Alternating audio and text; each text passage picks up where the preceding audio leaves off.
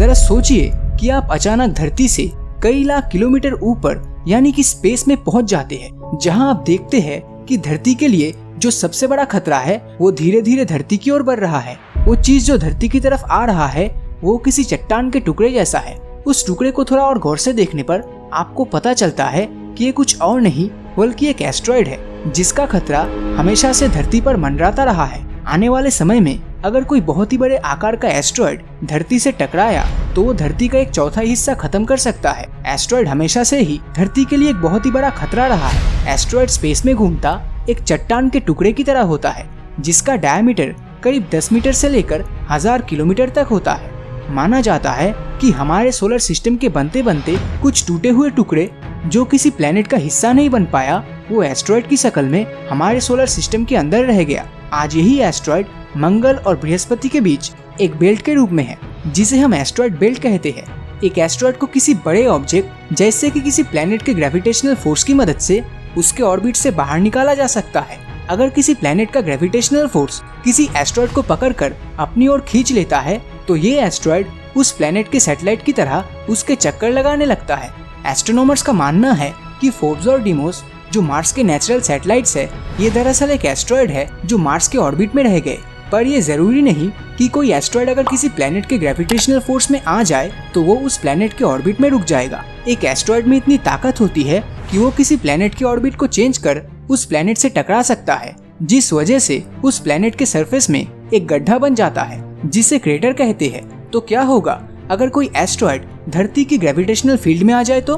क्या साइंस ऐसी चुनौती के लिए अभी तैयार नहीं है? तो दिल थाम लीजिए, क्योंकि नासा इस बड़ी प्रॉब्लम को सॉल्व करने के काफी करीब है। तो चलिए जानते हैं नासा की उस टेक्नोलॉजी के बारे में जो धरती को एस्ट्रॉयड के इम्पैक्ट से बचा सकता है। नासा की इस मिशन का नाम है डार्ट, जिसका मतलब है double asteroid redirection test. DART mission एक टेस्ट मिशन होगा जो एक स्पेसक्राफ्ट के जरिए काम करेगा, जिसे नासा आने वाले समय में लॉन्च कर सकता है। ये स्पेसक्राफ्ट हमारे अब तक के स्पेस में लॉन्च किए गए स्पेसक्राफ्ट जो हमें स्पेस में चल रहे बदलाव के बारे में बताता है, उनसे ये काफी अलग होगा। डार्ट मिशन के जरिए नासा अपना सबसे पहला प्लेनेटरी डिफेंस मिशन यानी कि प्लेनेट को स्पेस से होने वाले खतरे से बचाने का एक अनोखा टेस्ट मिशन करने जा रहा है। तो आखिर किस तरीके से काम करेगा ये डार्ट? प्लेनेटरी डिफेंस मिशन में कुछ ऐसे एस्ट्रॉयड को टारगेट किया जाएगा जो साइज में काफी बड़े हैं और शायद वो एस्ट्रॉयड आने वाले समय में धरती से टकरा सकता है। तो ऐसे एस्ट्रॉयड को जवाब के रूप में नासा एक स्पेसक्राफ्ट लॉन्च करेगा जो सीधा जाकर उस एस्ट्रॉयड से टकराएगा। ये टक्कर इतनी जोर की होगी कि इस टक्कर के जरिए हम उस एस्ट्रॉयड का डायरेक्शन बदल देंगे, और ये टक्कर तब होगा जब ये एस्ट्रॉयड धरती से एक सफिशिएंट डिस्टेंस पर होगा। लेकिन हमने पहले कभी इस तरह के एस्ट्रॉयड कोलिशन को अंजाम नहीं दिया है, तो इसे करने का सबसे सही तरीका जानना काफी मुश्किल है। तो इस मकसद को पूरा करने के लिए नासा ने डार्ट मिशन प्लान किया जो एक टेस्ट मिशन की तरह काम करेगा। डार्ट में हम जिस ऑब्जेक्ट को टारगेट करेंगे वो धरती के लिए कोई खतरा नहीं होगा और उस पर स्पेसक्राफ्ट का टकराव पूरी तरह स्पेस साइंटिस्ट की निगरानी में किया जाएगा, जिसके बाद डार्ट की एक टीम एक डिटेल्ड साइंटिफिक डेटा जनरेट करेगी।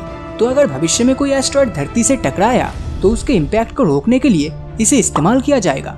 ऐसी टेक्निक जो स्पेस में जाकर किसी एस्ट्रॉयड के डायरेक्शन को बदल दे, इसे नासा की भाषा में काइनेटिक इम्पैक्टर टेक्निक कहा जाता है। फिलहाल डार्ट मिशन अपने फेज सी में है, तो डार्ट सबसे पहले किस एस्ट्रॉयड पर हमला करेगा? डार्ट मिशन के जरिए हम बाइनरी एस्ट्रॉयड डिडमोस, जो धरती का सबसे करीबी एस्ट्रॉयड है, उसे टारगेट करेंगे। डिडमोस को बाइनरी कहा जाता है, जिसका मतलब है 2 हिस्से वाला, क्योंकि डिडमोस के अलावा एक ऑब्जेक्ट और है जो एक नेचुरल सैटेलाइट की तरह उसका चक्कर लगा रहा है, जिसे नासा ने मूनलेट नाम दिया है। हम हमारे पावरफुल टेलीस्कोप के जरिए डिडमोस पर काफी बारीकी से नजर रखे हुए हैं और साथ ही साथ उसे अच्छी तरह से समझने की कोशिश कर रहे हैं ताकि हम डार्ट मिशन को सक्सेसफुली अंजाम दे सके।